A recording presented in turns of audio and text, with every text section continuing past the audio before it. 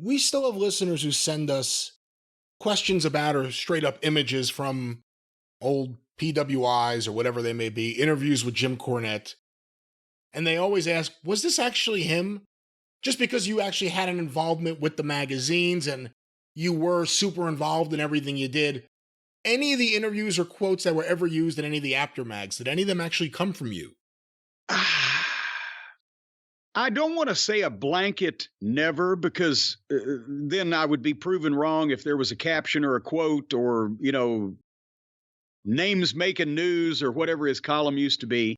But most of the feature interviews were made up, but they were made up within the flavor of the story, hopefully, that we were telling on television, or something that, because that's what Stanley Weston, before Bill Apter came along with London Publishing, the Wrestling Illustrated in the 60s. And what magazine was Stanley Weston? He went Wrestling Review for a while, right? He started Wrestling Review. Started Wrestling Review.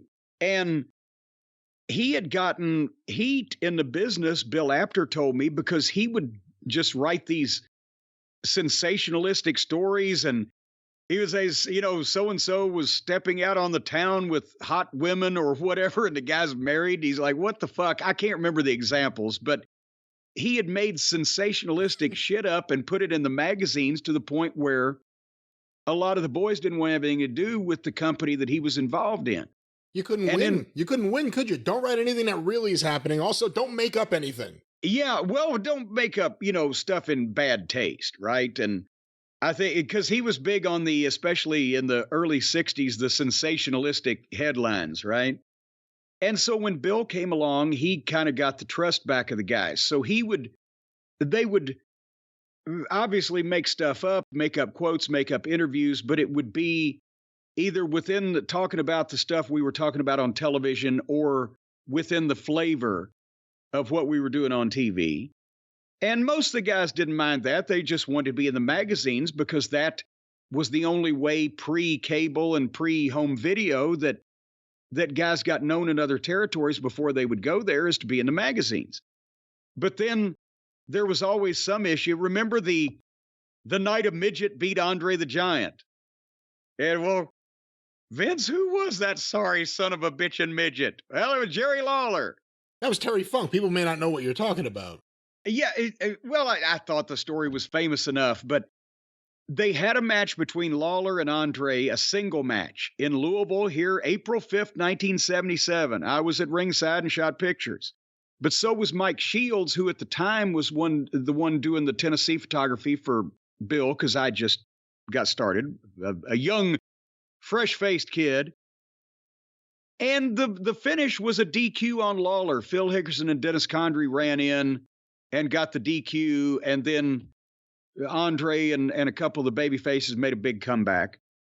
But when they got the pictures, they made up the story that somehow Andre got counted out of the ring. So in effect, Lawler beat Andre, and the title of the story was, midget beats Andre the Giant. Even Lawler's 6 feet tall, but the sensationalistic, right? And at the NWA convention that year, Vince Sr. was upset, and he held up a copy of the magazine because he was talking about, we can't be having publicity like this on Andre the Giant. Look at this headline, midget beats Andre the Giant. And fucking Terry Funk in the back of the room, he knew who it was. He knew what was going on. He said, well, Vince, who was that sorry son of a bitch and midget that beat Andre? And I think Lawler was there, right? I know Jerry Jarrett was there. They both had their heads down in the fucking back row. And that was another year that Lawler didn't get the NWA title. Yes, it certainly was. But Apter got some heat from that too. And so he had to gear that back. He had to treat Andre with kid gloves.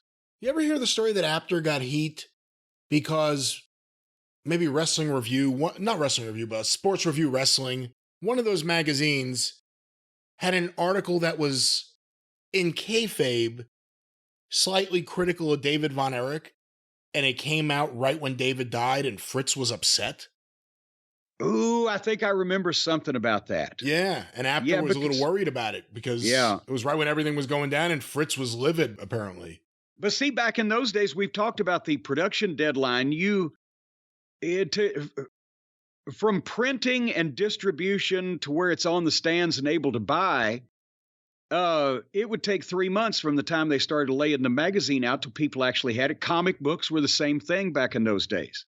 And so that's why the cover dates were always ahead of when they were actually put together and printed. So the news was always a couple months behind. One last thing on this. I have an article here that a listener, AJ from SJ, sent in from WWE Magazine, Memories by Jim Cornette. Did you actually write this? I don't know. I'll read it to you. It was my first WrestleMania. The event was in Madison Square Garden, the arena called the Mecca of professional wrestling, and the place where it all began. It was the 10th edition of WrestleMania, which made it even more special, and I was managing the WWF champion Yokozuna. It's the kind of night that could be the pinnacle of your career, and if it all ended the next day, I would have died happy. This doesn't sound like me. I was the American spokesman for Yoko, a monster of a man we called a former sumo wrestler. He was so important that he also had a Japanese manager, Mr. Fuji. I don't know. Where is this from? WWF Magazine. What is the date? I don't have a date on it, but it has the Attitude Errors logo as opposed to the fun-loving one. Okay, yeah, in that case, this sounds like either Shitstain or one of his minions. Shitstain was writing things as Jim Cornette? Well, I don't know. I didn't know this existed. I'm hearing you read it to me. At the time, Lex Luger and Bret the Hitman Hart were both #1 contenders, and the WWF announced that each would get a title shot at WrestleMania 10. The atmosphere in Madison Square Garden was electric when I came to the ring with Yokozuna and Fuji, and we fed off the people's energy. To make things more interesting, another top contender, Mr. Perfect, was the special referee. When Luger knocked out Yokozuna with a forearm, I just couldn't stand there and let the title change hands. So I jumped on the apron, and Luger slingshotted me into the ring. I had on this Sgt. Pepper's Lonely Heart Club Band outfit, gold sequin pants, and a black shiny captain's hat. There was no hat. There was no hat on that outfit. There was no black shiny captain's hat. No. What a throwback to the early days of Jim Cornette. That was my hair I used to have back then. Fuji got involved in the match too. Mr. Perfect had a tough time keeping order, and that was good for us because truthfully, Luger had Yokozuna pinned. Lex was pretty steamed that the ref didn't see it, so he shoved Mr. Perfect and got himself disqualified. Luger really felt he'd been screwed out of the title, especially later when Bret beat Yoko for the championship in the main event. I have to admit, though, that I was in a pretty good mood when the show was over. I knew people were going to be talking about this one for a long time, and since we're talking about it now, I guess I was right. Good Lord. Yeah, by so Jim Cornette. I would be writing an article where I felt really good after my guy lost the WWF Championship at WrestleMania in Madison Square Garden, because they'd be talking about it. Good Lord. I have no idea which one of the Nimrods in that department ghosted that fucking piece right there, but if I'd have seen it, I would have sued.